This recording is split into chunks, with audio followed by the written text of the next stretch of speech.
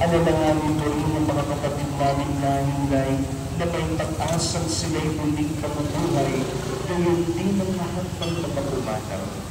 Kaawaan mo sila at patuloyin sa iyong kaliwanagan. Kaawaan mo pagintatatin kaming lahat na makasalo sa iyong buhay na walang wakas.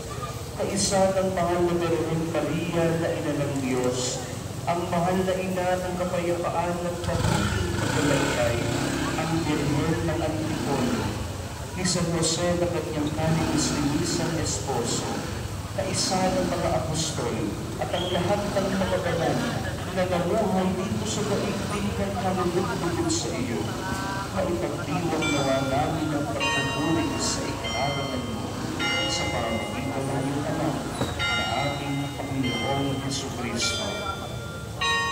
Sa pamamagitan ni Kristo, kasama niya at sa Kanya, ang lahat ng parangal at papuri ay sa iyo, Diyos Amang makapangyarihan, kasama ng Espiritu Santo, magpasawalang hanggan.